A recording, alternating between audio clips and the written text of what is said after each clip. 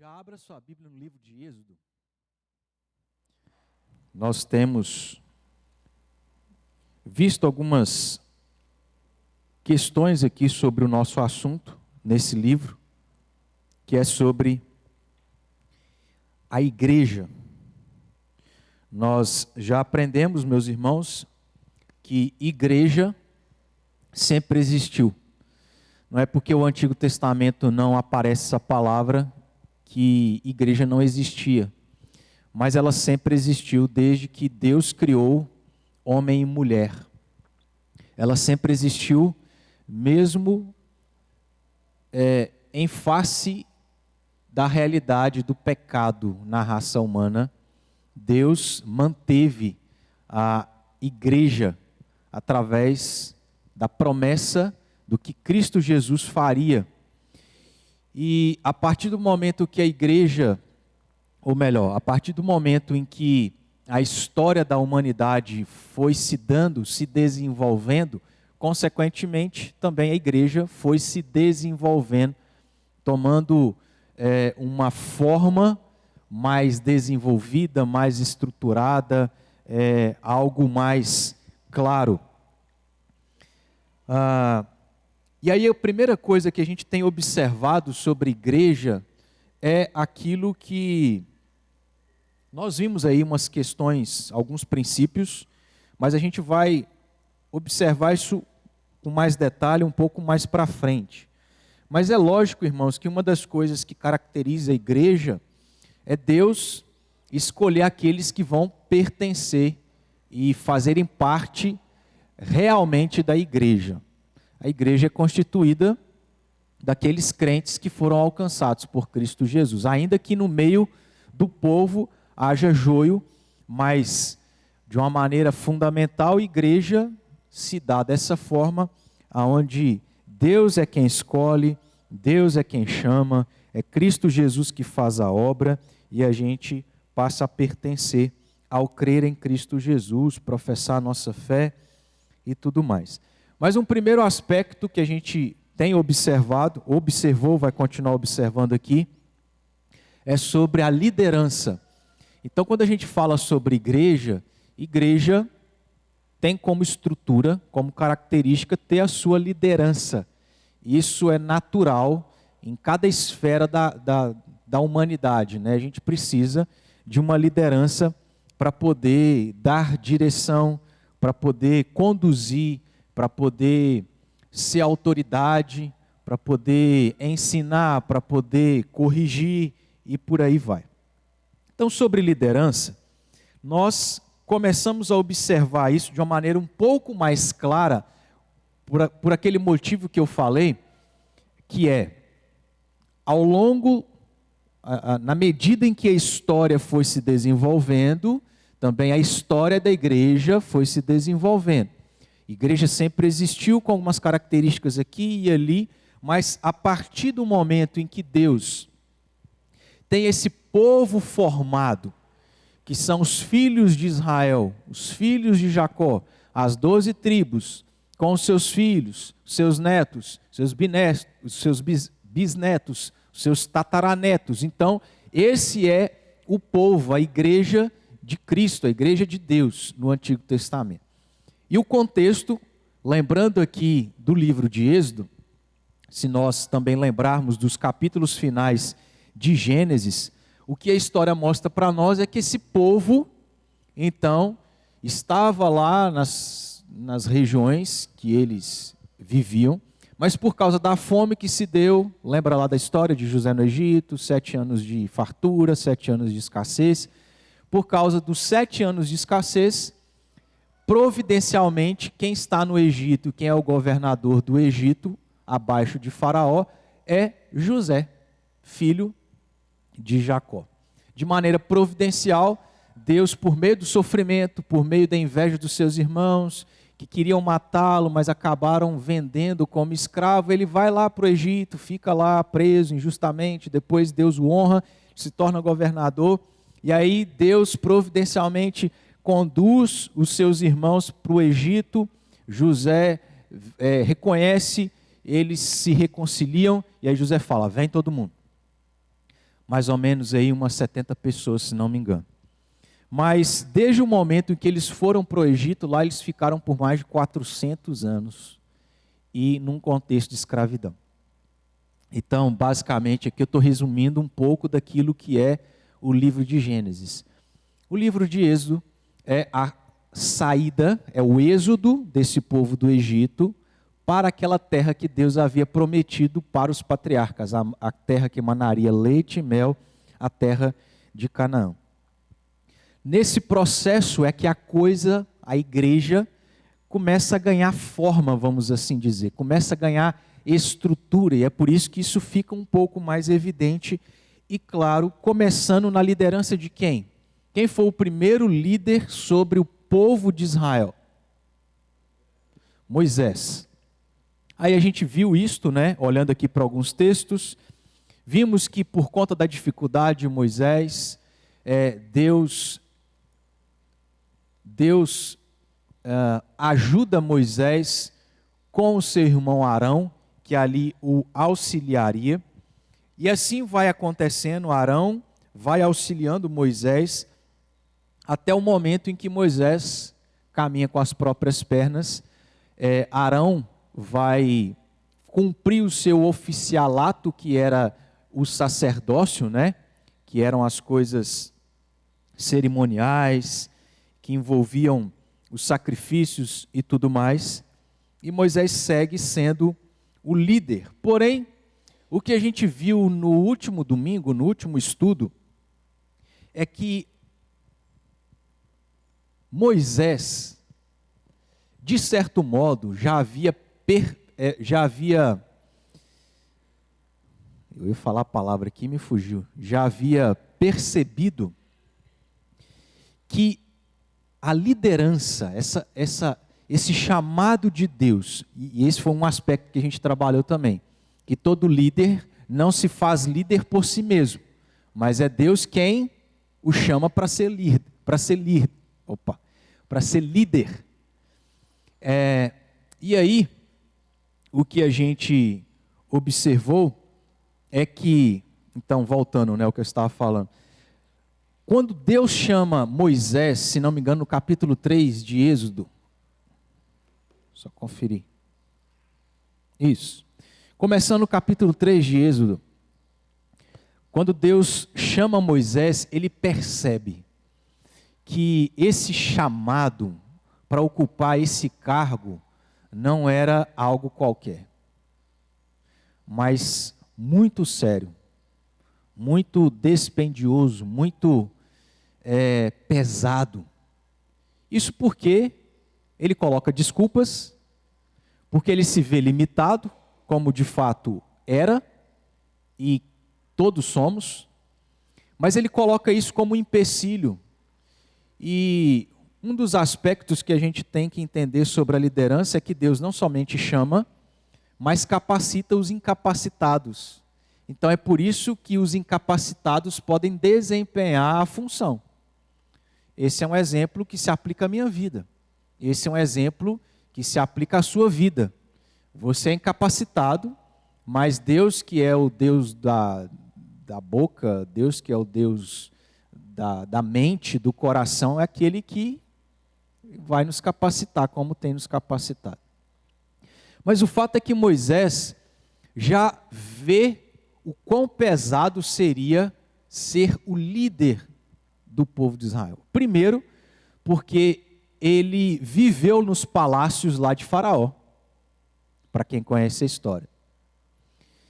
Ele já não estava mais naquele contexto. Antes, ele vivia como um egípcio, de certo modo. Agora, como israelita, que deveria libertar os israelitas que eram escravos dos egípcios. Ele tinha que enfrentar, provavelmente, um faraó que ele conhecia. Ele tinha que tirar um povo escravizado por quase meio século, tirar da nação maior e potente que existia naquela época e conduzi-los ao lugar que Deus havia prometido. Então isso por si só já era um grande desafio.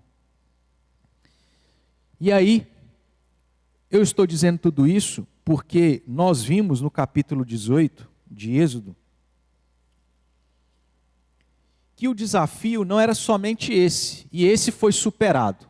De fato, Deus capacitou Moisés, Deus manifestou o seu poder, Deus destruiu o Egito, Deus humilhou os deuses pelos quais os egípcios adoravam, e eles saíram de lá e começaram a peregrinar para que chegassem rumo à terra prometida.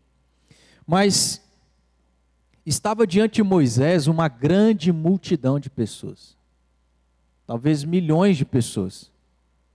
Um homem incapacitado, mas chamado por Deus, que deveria liderar toda uma nação constituída de milhões, milhares de pessoas. Não era tarefa fácil. Humanamente falando, isso é impossível. E de certo modo se tornou assim, evidente assim no capítulo 18, quando Moisés passava o dia inteiro diante do povo para poder atender às demandas do povo. Então, é como se fosse a dona Laura e o Daniel brigaram. E aí tem que resolver a situação. E aí, para resolver a situação, eles não conseguem entre eles. Quem é que está errado? E aí essa demanda era traga para Moisés. Ó, Moisés, nós estamos com um problema aí, precisa ser resolvido. Aí esse era um problema resolvido. Mas tinha uma outra demanda, tinha um outro problema, tinha uma outra questão, tinha um outro caso. Moisés era um resolvedor de problemas. Moisés era aquele que talvez também aconselhava o povo, olha, eu estou com dúvida nisso e nisso, naquilo outro, o que é a vontade de Deus? Aí Moisés falava, ó, isso aqui que você tem que fazer, aquilo lá você não pode fazer, isso aqui está errado, isso aqui está certo. De milhões de pessoas, irmãos, de milhares de pessoas. Então, humanamente falando, Moisés não dá conta. Jetro já antecipa, o sogro de Moisés antecipa isso para Moisés, de dizer, olha, você não vai dar conta.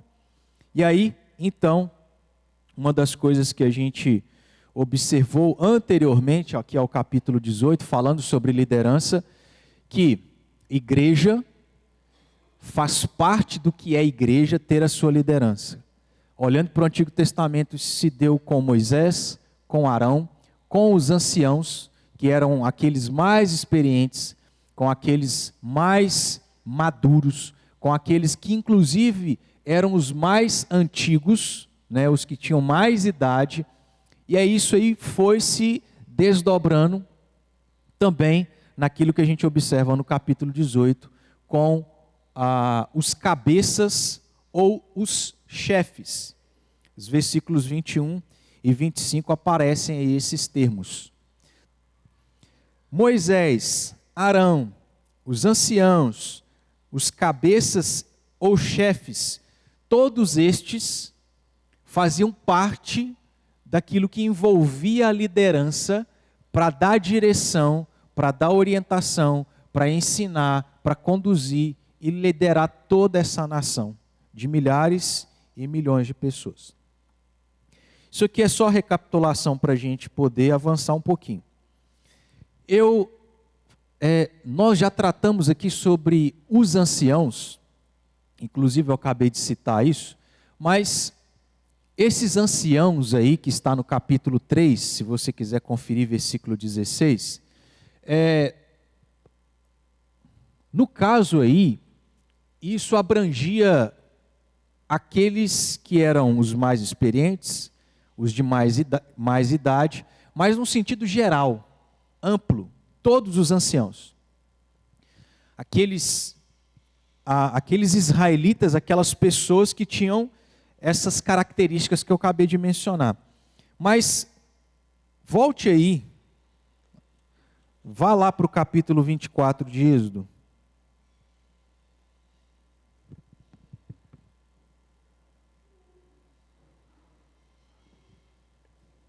capítulo 24.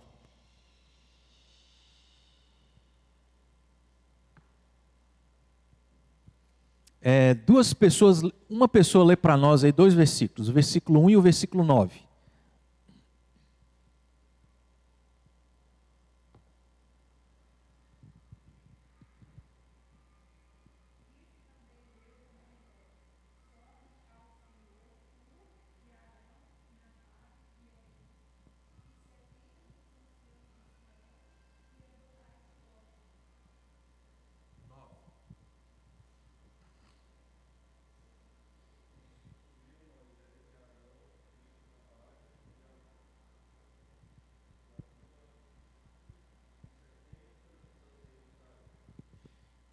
Praticamente os 2 versículos são a mesma coisa.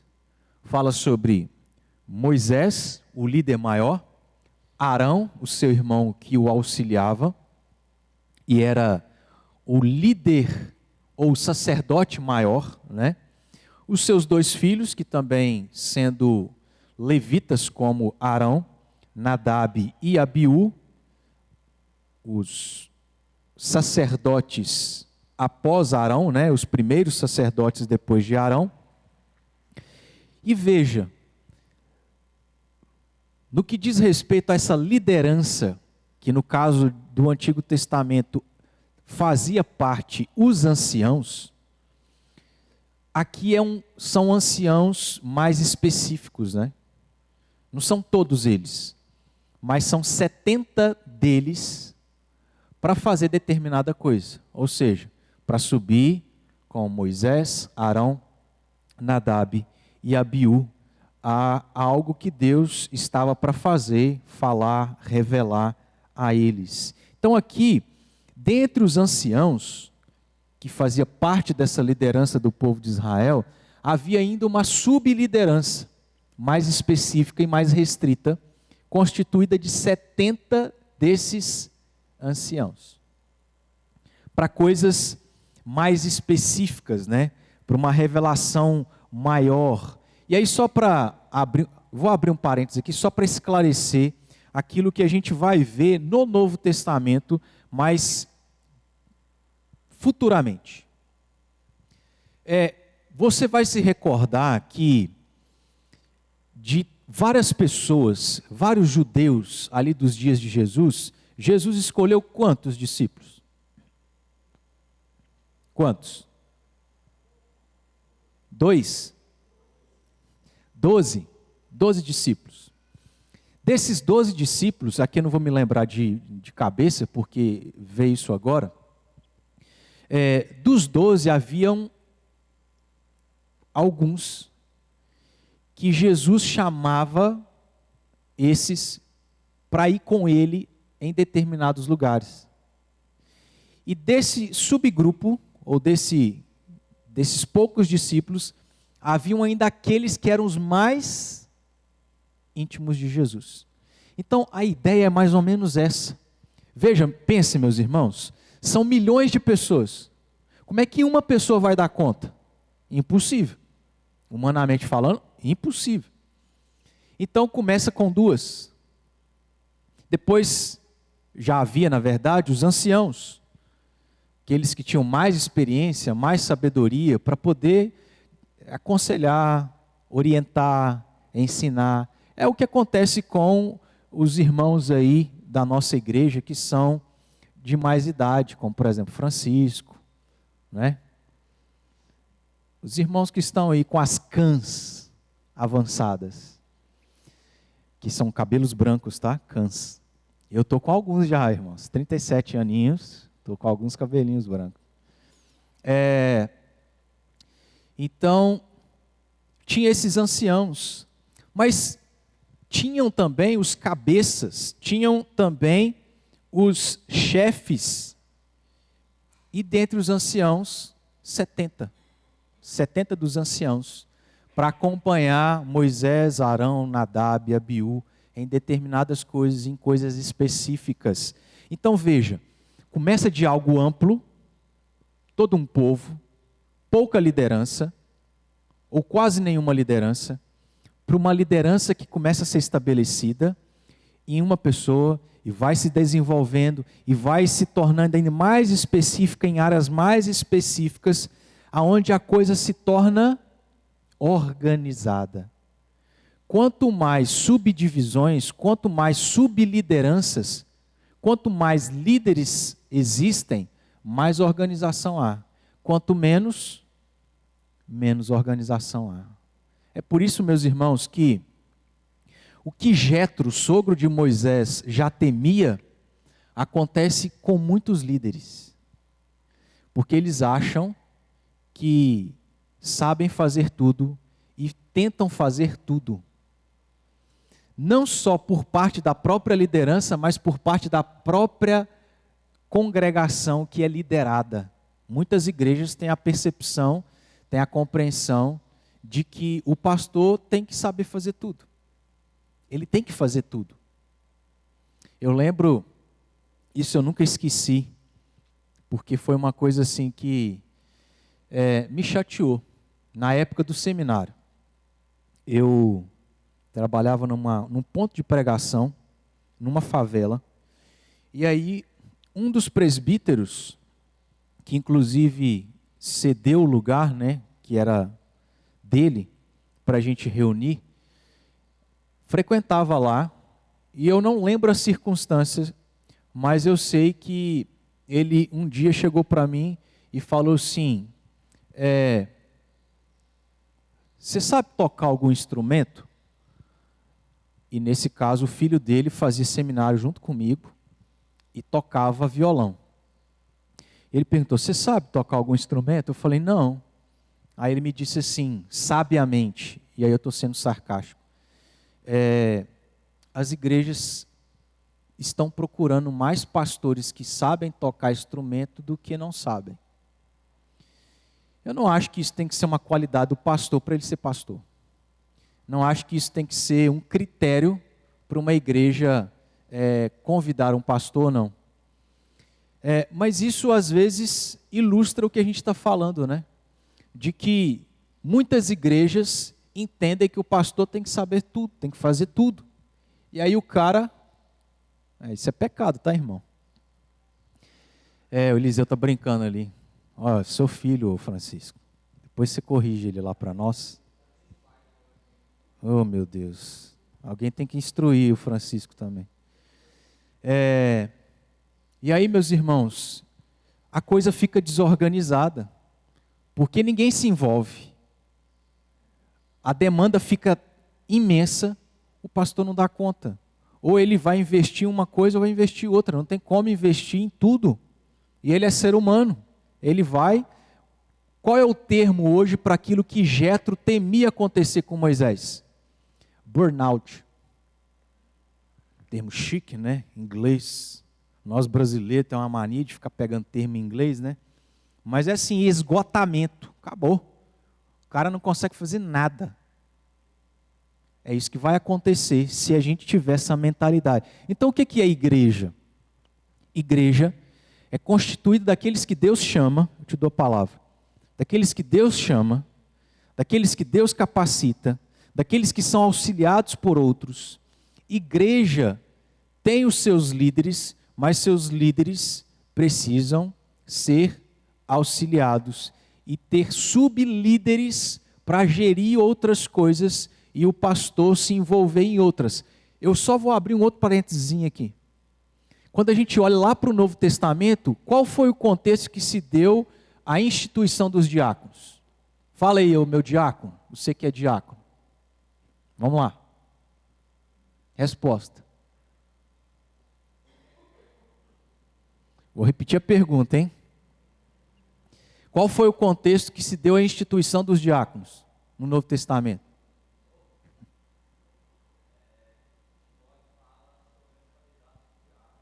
Qual o contexto? Isso. Por que houve a necessidade de ter diácono?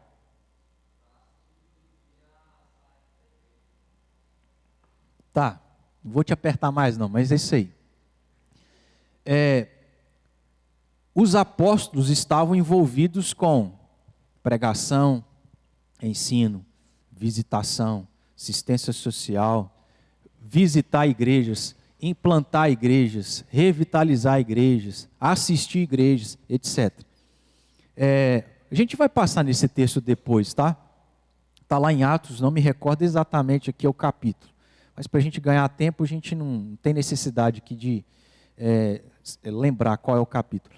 Mas o contexto foi, olha, a gente precisa investir na oração, na pregação e ensino, e os diáconos nós vamos estabelecê-los aqui para investirem na assistência social, na assistência às viúvas, aos pobres, aos necessitados. Então, subdivisões, irmãos.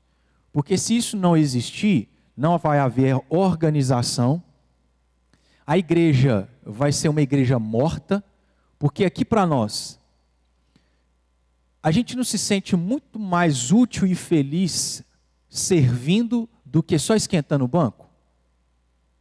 É muito melhor você se sentir útil fazendo algo na igreja do que você sentar no banco da igreja, cruzar o braço e só receber. Isso é tão a mentalidade de quem não entende o que é igreja. Ir na igreja ou ser igreja, pertencer a uma igreja só para esquentar o banquinho. Está errado, irmão. Isso aí é inaceitável. Mas não só isso. Organização, igreja morta, mas o pastor morto. Ele não vai aguentar. Então essas coisas todas aí. Fala aí.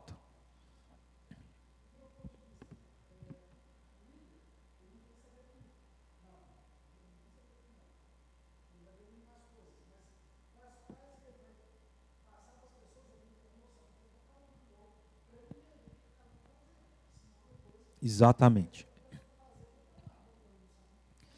Aí eu te pergunto, você sabe, isso aqui é um outro parênteses, tá? Que a gente vai trabalhar isso depois também. Você sabe qual é a função do pastor? O que o pastor tem que fazer? Você sabe? Meus irmãos, pode falar.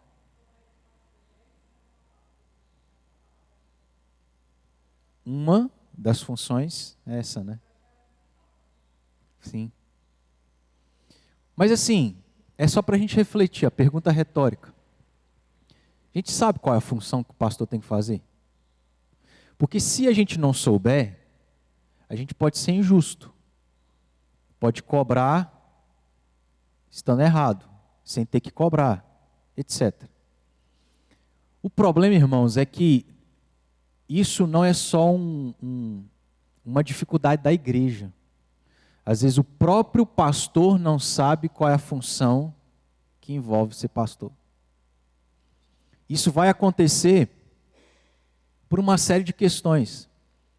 Porque o cara, vamos pensar aqui naquela estrutura que um dia eu já falei para os irmãos. Porque o irmãozinho lá que se sentiu chamado para o pastorado, procura o pastor, o seu conselho, e o conselho não o orienta, não caminha com ele, porque o presbitério não faz isso, porque o tutor designado para o presbitério não faz isso, porque o seminário não faz isso. Não justifica, mas às vezes o pastor não sabe qual é a função que ele tem que ter, porque desde a base ele não teve e não recebeu isso. Ele vai vivendo, desenvolvendo, fazendo o que todo mundo faz, e aí vai, na medida que a coisa vai sendo executada, vai tendo problemas, por parte da igreja, por parte do pastor, crise com a igreja com o pastor, etc. Porque precisa ser compreendido. Então, um dos propósitos que eu tenho tido no meu coração de estar tendo esse tema aqui do ano, estarmos trabalhando sobre esse assunto, seja domingo à noite, mais especificamente aqui na escola dominical, é para orientar a igreja sobre essas questões que são fundamentais, irmãos. Que às vezes a gente não sabe, a gente desconhece. Porque se a gente não sabe, vai cobrar algo de alguém que não tem que ser cobrado. E aí a igreja não fica saudável, porque não é compreendido, porque as coisas não são divididas, não são compartilhadas, porque as pessoas não envolvem e por aí vai. Então, esse é um parênteses, só para a gente refletir. O propósito é a gente tentar trabalhar isso, quando a gente puder chegar lá, e é por isso que eu estou dizendo que talvez a gente não consiga ficar com esse tema só esse ano.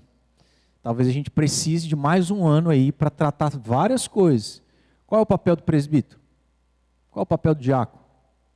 Qual é o papel do membro? O que significa ser presbiteriano? E por aí vai. Como é que funciona o sistema de governo da igreja? Perceba, irmãos, quanto mais conhecimento a gente tem, menos problema a gente vai dar. Porque a gente sabe o lugar que a gente está. A gente sabe qual que é o nosso papel, sabe qual que é o papel do outro. Está entendendo? E nós estamos falando do fundamental. Por ordem ou por idade, Felipe? Que o Francisco também quer falar? Por ordem.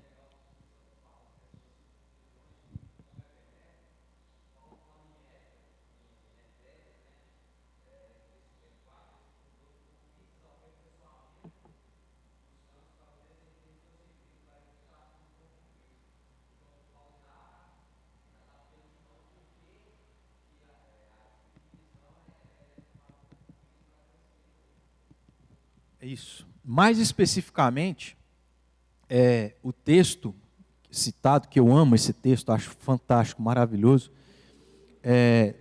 trata sobre o fato de que você é parte da igreja.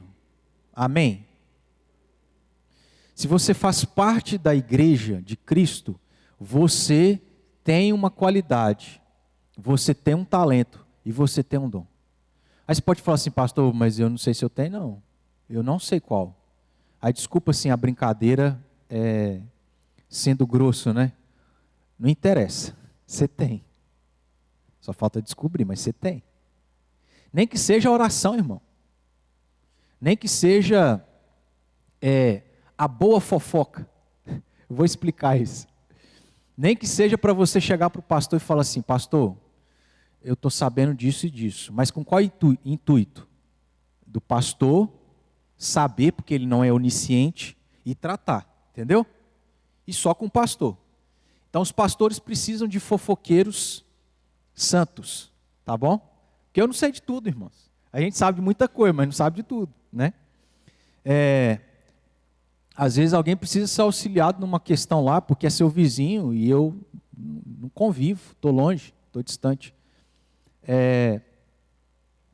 Então, por que eu estou falando isso? Me perdi. Fala aí, Francisco, depois eu me acho.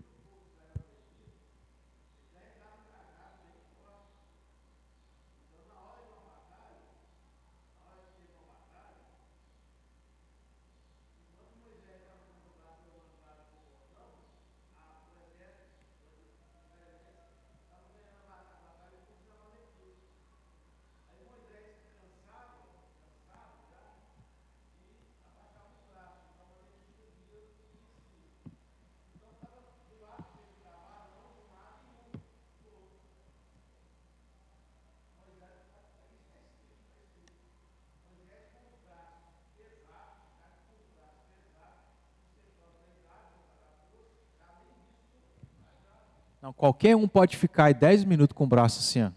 Vê se dá conta.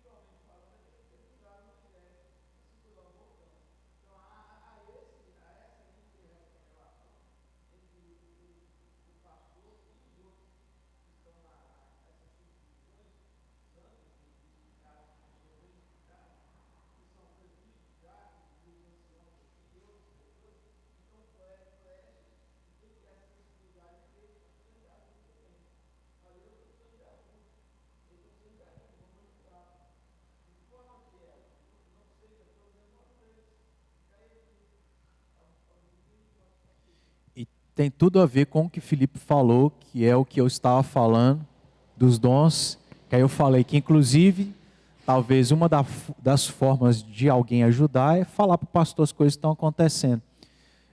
Mas voltando no texto lá que ele citou, a ideia é justamente essa. Se você faz parte da igreja de Cristo, você tem um dom, uma habilidade, um talento, que precisa ser usado.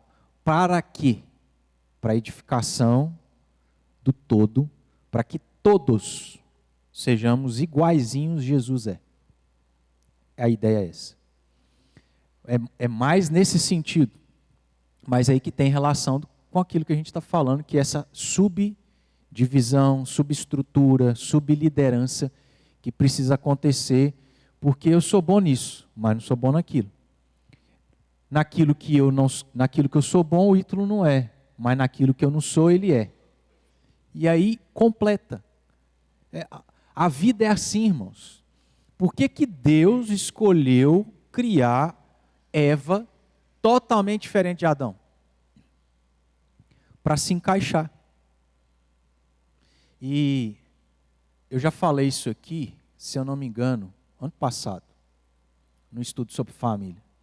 Sabe, dentro desse sentido de encaixar, sabe o que significa a palavra macho para Adão, lá no Gênesis? Aquele que penetra. E sabe o que significa fêmea aplicado a Eva? Aquela que é penetrada. Ou seja, ideia de completude, encaixe.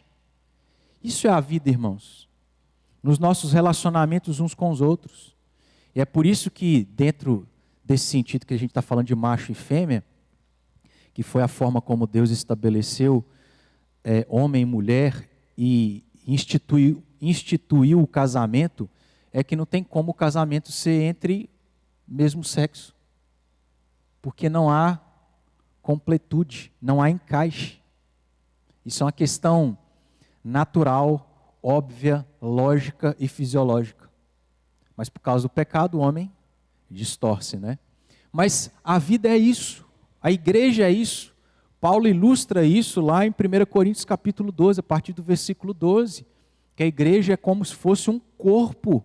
Somos diferentes, mas o todo, cada um é necessário para que o todo funcione. Mas a gente está pecando, irmãos, no que é fundamental, porque até hoje a gente não entendeu o que é igreja. A gente continua esquentando o banco. A gente não é incomodado para o fato de que eu tenho algo para fazer e contribuir na minha igreja. Que começa em quê? Com o dom que Deus te deu. Que vai para onde? Para o seu bolso. Que vai para o quê? Para o seu tempo. Que você tem que chegar cansado em casa e vir na igreja. Para você aprender essas coisas. O que chateia o meu coração, irmãos, é que eu estou dando esse estudo para 15 pessoas. O que me entristece é que poucas pessoas estão aprendendo aquilo que é fundamental. Mas eu não me importo tanto. Porque se são os irmãos, Deus seja louvado por isso. Vamos crescer, vamos caminhar e vamos ser uma igreja madura que entende o que é o fundamental. Vamos voltar então, né? Nós paramos lá em Êxodo 24. Estamos falando sobre os 70 dos anciãos de Israel, que é esse grupo menor de anciãos. Lá em Números capítulo 11, vamos abrir aí também, a gente tem esses anciãos aparecendo aí, esses 70 anciãos.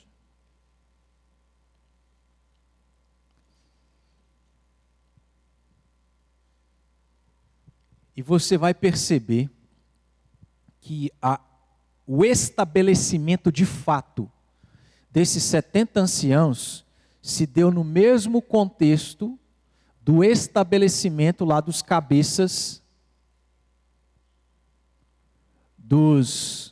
fugiu aqui o termo, chefes, cabeças e chefes de Êxodo capítulo 18. Qual foi o contexto? Moisés, o líder maior, estava sobrecarregado. Veja aí.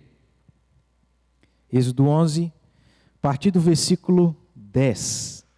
Vou ler um pouquinho mais rápido, tá? Para a gente ganhar tempo. Então Moisés ouviu chorar o povo por famílias, cada um à porta de sua tenda. E a ira do Senhor grandemente se acendeu e pareceu mal aos olhos de Moisés. Disse Moisés ao Senhor: por que fizeste mal a teu servo, e por que não achei favor aos teus olhos, visto que puseste sobre mim a carga de todo esse povo? Concebi eu, porventura, todo esse povo? Dei-o eu à luz para que me digas: leva-o ao teu colo, como a ama leva a criança que mama à terra que sob juramento prometeste a teus pais? De onde teria eu carne para dar a todo este povo? Pois chora diante de mim, dizendo: dá-nos carne que possamos comer. Eu sozinho não posso levar todo este povo, pois me é pesado demais. Se assim me tratas, mata-me de uma vez, eu te peço, se tenho achado favor aos teus olhos, e não me deixes ver a minha miséria. Agora vamos aí olhar os versículos ainda 16 e 17. Disse o Senhor a Moisés: ajunta-me 70 homens dos anciãos de Israel. Então perceba, qual foi o contexto aonde uma subliderança foi instituída, estabelecida? Uma pessoa só está fadada a morrer, não vai dar conta, precisa de ajuda. Mesmo contexto. E aí seguindo, ajunta-me 70 homens dos anciãos de Israel, olha só, que sabes serem anciãos. Isso é uma questão óbvia, meus irmãos. Como é que alguém vai ocupar um cargo se ele não sabe o que é ou como ser aquilo? Então preste atenção numa coisa. Ano que vem nós vamos ter eleição aqui, provavelmente, de presbíteros e diáconos. Quem que pode ocupar esses cargos? Envolve aqueles requisitos que nós, por exemplo, vimos lá em Êxodo 18. Alguns requisitos que a gente vai ver sendo repetido no Novo Testamento. E um requisito principal é, ele tem que saber ser. E às vezes é sem saber ser. Está entendendo, igreja? Então como que eu vou saber que alguém da igreja sabe ser presbítero? Convivendo, conhecendo, conversando, perguntando. Meus irmãos, por que isso é importante? Qual que é a nossa função de eleger oficiais? É a mesma função de um patrão para com alguém que quer trabalhar na sua empresa. Você é empresário, né, Ítalo? Você vai colocar qualquer funcionário na sua empresa? Para você colocar um caboclo bom, como é que você faz? Manda aí o currículo, manda aí referência, e vamos marcar um dia para nós conversar. Irmãos, é assim que funciona? Não é assim que aconteceu comigo, ô Francisco? Acho que você não estava na época, né? Que depois que eu fui convidado, o Francisco foi eleito. Mas é assim que funciona. Você vai convidar um pastor, você vai convidar qualquer um, você vai convidar alguém que você não conhece. Ainda que a conversa, ainda que a sondação não seja tudo, mas já é alguma coisa. Por que isso é importante? Você, como um membro, procurar, conversar, conhecer, conviver. Aqui tem uns irmãos que eu já perguntei, sim, você já pensou em ser presbítero? O que eu estou fazendo? Eu estou sondando, eu estou avaliando. Eu não quero colocar, ainda que eu não possa votar, né, não tenha poder nenhum sobre isso, porque é só os irmãos aqui membros, eu não quero ter presbíteros que não vão ser presbíteros. Presbíteros que vão dar problema. Por que é importante, irmãos, a igreja entender e fazer isso? Porque preste atenção aqui. Os presbíteros servem para representar o seu interesse. Se você coloca líderes para representar o seu interesse, aonde ele está naquele cargo para representar o seu interesse, você não vai ser representado. Você vai ser prejudicado. Está entendendo quanto que isso é sério? E por que tem muita igreja e liderança que não vai para frente? Porque começa lá em cima. Porque começa nos membros que não entenderam o que é o papel dele. Da seriedade que é eleger pessoas para representar os seus interesses. Vocês estão entendendo? A gente precisa lembrar disso aí até o ano que vem, tá? E a ideia é essa. Já temos que ir orando. E aí o que envolve também, a gente vai ver aqui, eu não sei se vai dar tempo, acho que não. Mas uma das coisas que envolve ter uma liderança é treinar uma liderança.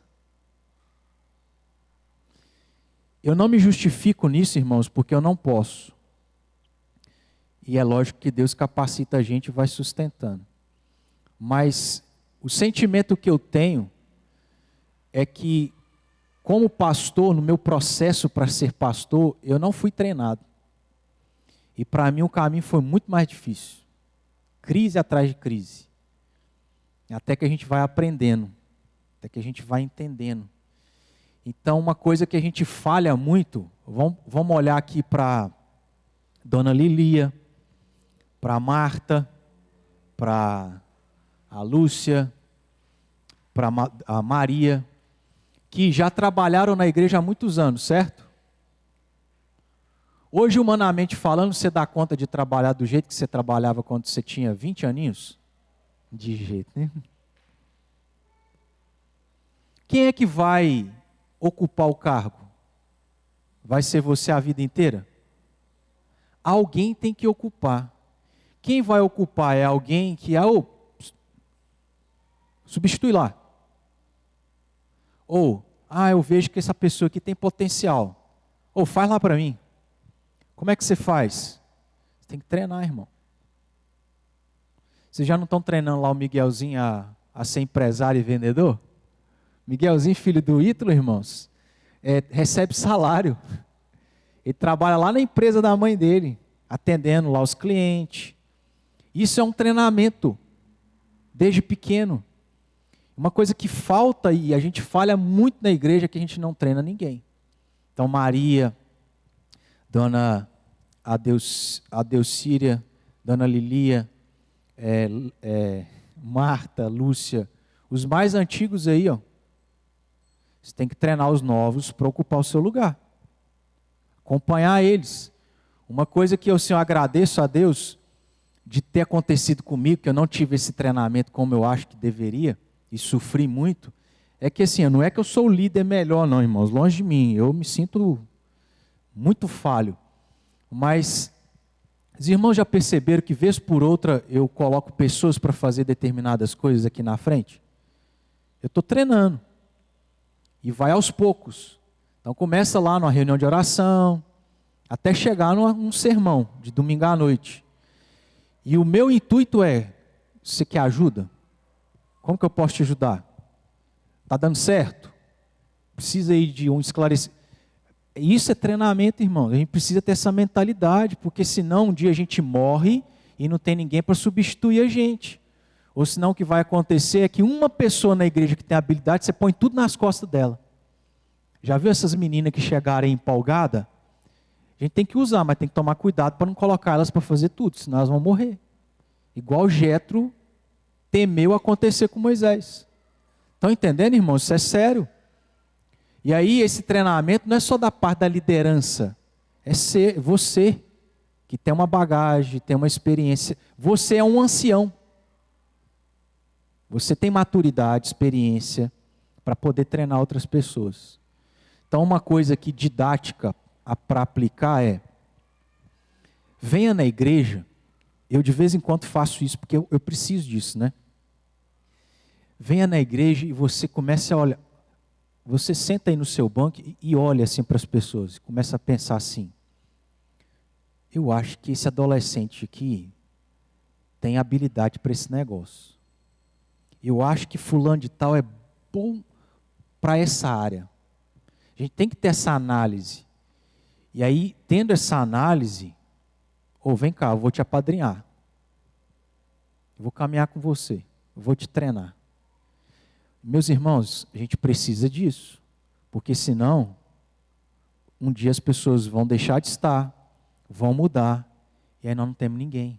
Por exemplo, se eu morrer como pastor, irmãos, e a igreja ficar sem pastor, a igreja precisa ter líderes capazes para poder fazer o trabalho que o pastor faz. E na verdade o trabalho dos presbíteros é o mesmo trabalho do pastor. Só que o pastor vive disso, por isso ele é remunerado, os presbíteros não. Mas é a mesma coisa. E isso é uma outra coisa para a gente aprender lá na frente. Fala aí.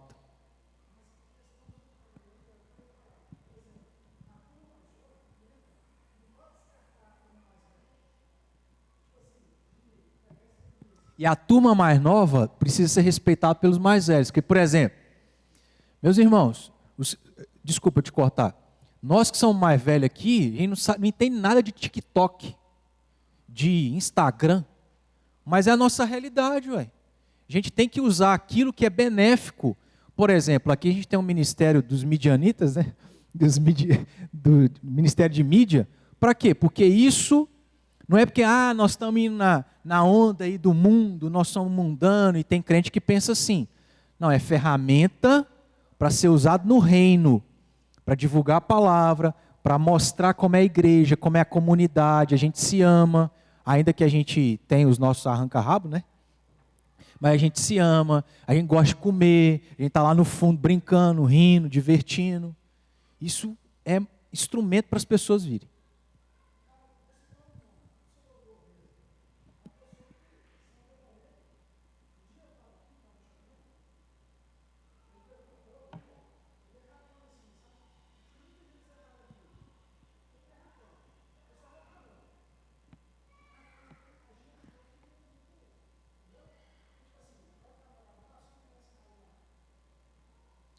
Veja, isso, se ele não fosse diácono, ele estava fazendo. Porque é característica, é perfil. E é por isso que a igreja identificou no Dodô o seguinte: diácono, vamos eleger o cara. Mas não necessariamente quem tem que puxar a água da igreja é só quem tem. Você tem que ter iniciativa, irmão. Irmão, presta atenção no negócio. Eu estava aqui no banco, pensando numa pastoral para poder dar para os irmãos. Casou de poder fazer isso. Pena que são 15 pessoas. 16 agora com o Eliseu. Mas, irmãos, a gente tem que cuidar, valorizar e amar a nossa igreja. O que eu quero dizer com isso? Chega na hora, irmão. Por que você chega adiantado na consulta médica e você não chega adiantado na igreja, pelo amor de Deus? Por que a gente está aqui na igreja, a gente não abre a boca para ler a Bíblia e para cantar? Por que a gente não investe o nosso dinheiro nesse lugar aqui, ó? Então, isso tudo mostra para mim que a gente não ama o lugar e não valoriza o lugar. E precisa ser diferente. Eu não tenho que esperar o Dodô chegar na igreja para rapar a água do chão. Eu faço isso. Porque eu amo minha casa, eu amo esse lugar. Então, assim, do jeito que a gente está vivendo como igreja, tá triste, irmãos. Porque eu não sei onde que nós vamos chegar, não tem ano para fazer nada, não vem na igreja. Eu sei que cada um tem suas limitações, mas naquilo que nos justifica, onde que nós vamos chegar?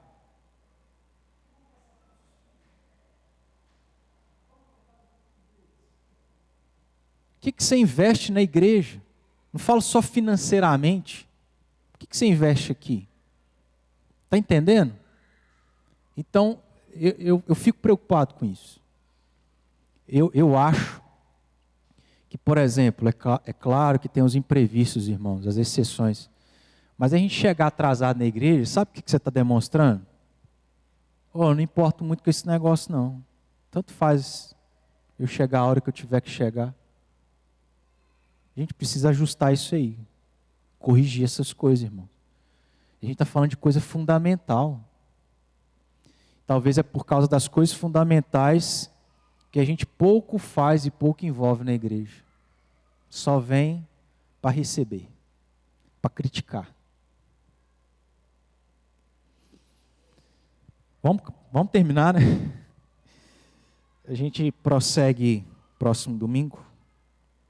Mas, irmãos, me ajudem, tá? Lembrando do que a gente está aprendendo aqui, da igreja ajudar o pastor, a liderança, me ajudem passando essa mentalidade para outros crentes que não estão aqui, infelizmente. Ama essa casa, ama esse lugar, ama seu pastor, sua liderança, ama os irmãos em Cristo. Quanto mais dinheiro se colocar aqui, meu irmão, não é para ninguém, é para o reino. Quanto mais das coisas materiais que Deus tem te dado, investir aqui, melhor é. Então, ajuda. A gente precisa ter essa audácia, essa coragem de poder chamar a atenção dos irmãos. Falei assim, meu irmão, você só chega atrasado na igreja. Muda esse negócio aí, não está legal não. Olha o que nós estamos aprendendo na escola dominical. Você chega por aí e fala assim, você não está, mas vai lá no YouTube. Que hoje a gente tem essa tecnologia. Está aí um dom que Deus deu para o Eliseu que nos ajuda. Vai lá no YouTube, lá assiste. O estudo foi fantástico. Uma coisa que eu falo aqui, você tem que fazer a fama da sua igreja. Você tem que fazer a fama, no bom sentido, do seu pastor. O pastor está fazendo mestrado em aconselhamento. O pastor gosta de aconselhamento. Ou vai lá para ver se ele te ajuda. Está entendendo, irmãos? Eu estou podendo, infelizmente, fazer isso aqui para 16 pessoas. Eu queria fazer para todo mundo. Então, se você que está aqui aprendeu isso, ensine isso a outras pessoas. Você está discipulando, você está treinando, você está ajudando o seu pastor e a igreja a ser melhor. Amém? Por favor, tá? Me ajudem. Porque tem sido muito bom esse estudo. Eu não posso fazer isso no domingo à noite. É o dia que mais tem gente na igreja. Eu não posso dar estudo no domingo à noite. Eu tenho que pregar. Quinta-feira é o trabalho que menos dá gente. Então teve que ser escola dominical. Mas escola dominical não é todo mundo. Mas fazer o quê, né? A gente não vive no mundo ideal, no mundo perfeito. Mas está sendo bênção. Tá bom, irmãos? Então, aceite esse desafio aí para a gente crescer para a glória de Deus. Alguém quer fazer alguma consideração aí? Pergunta, dúvida? Pode perguntar ao Francisco.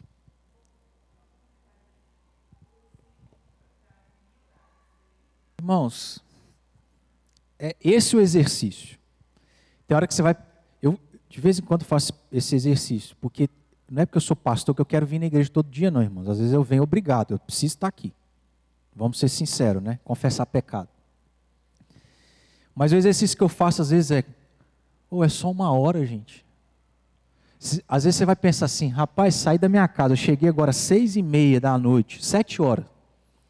Nossa, reunião de oração é lá na casa do Ítalo, lá. Aí você pensa assim, rapaz, eu estou morto de cansado. Mas você pensa o seguinte, é 1 hora para você orar por alguém que precisa, é 1 hora para você ter a oração de alguém por algo que você precisa, é 1 hora para você viver comunhão. Irmãos, a gente tem que agradecer a Deus pela comunhão que a gente tem, porque isso é tão bom que faz falta. Quando eu não estou aqui, eu sinto falta da comunhão que a gente tem aqui nos fundos. Só que às vezes a gente não valoriza. Eu não sei porquê, mas às vezes, várias circunstâncias, algumas coisas justificam, mas tem gente que inclusive não participa dessa comunhão. Por quê? Participa lá, é bom. A gente tem que aproveitar essas coisas. Tem que dar valor para isso. Então, pegando naquilo que a Maria falou, a gente tem que fazer esse exercício, né? É só 1 hora, gente. E a gente às vezes sai daqui e fala assim, rapaz, ainda bem que eu vim. Tudo que eu precisava ouvir. Você não vai ouvir isso às vezes no Instagram. Às vezes você não vai ouvir isso no YouTube. Ainda que você possa. Mas você não vai ter comunhão no Instagram, no YouTube. Aqui você tem. Irmão é chato. Beleza, mas comunhão, irmão.